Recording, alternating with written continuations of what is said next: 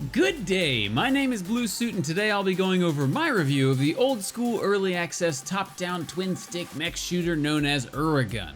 In Uragun, you play as a friendly neighborhood killer robot with a heart of gold as you shoot, crush, and explode hundreds of enemies in your travels across the globe. The game's opening sequence reveals that planet Earth has been taken over by corrupt artificial intelligence that seems to have taken control of the world's supply of killer machines and eliminated every last human. For some reason, however, you were spared, and with the help of a talking AI cube, you set out to look for your previous pilot. As an early access game, the story in Uragun is obviously far from complete, but it doesn't seem to be one of the game's primary focuses as it's all presented at the beginning and then not really touched on for the remainder of the available game.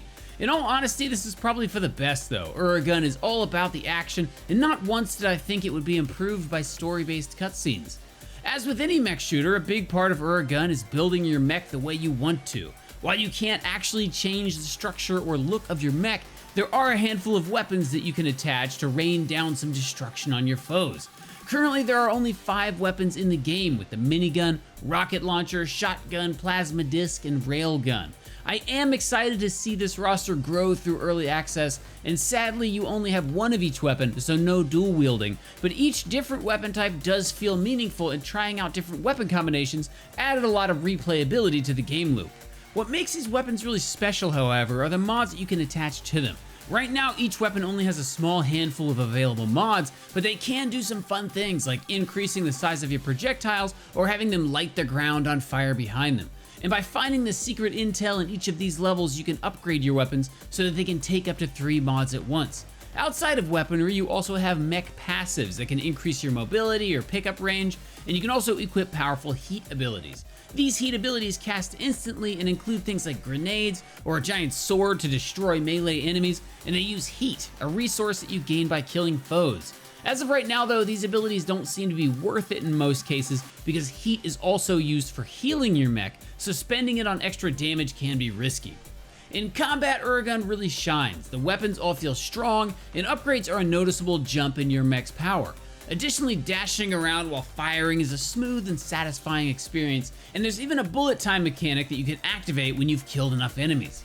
With how many offensive options you have for getting through levels, Uragun is an overall pretty easy experience, but there are a few mini-bosses and one larger boss that do ramp up the intensity later on, and I'm definitely excited to get into the tougher endgame levels as content gets released. It's a pretty short game as of right now, clocking in at just under 3 hours, but the level progression is solid and it consistently creates new enemy types and mechanics to throw at you. In its current state, there are 25 different missions, and they're laid out so you can see what kind of missions they are, and you can choose which paths you want to take around the map. So you can prioritize mission types that you enjoy, like boss encounters, or focus on missions that give the rewards you want, like new weapons or heat abilities.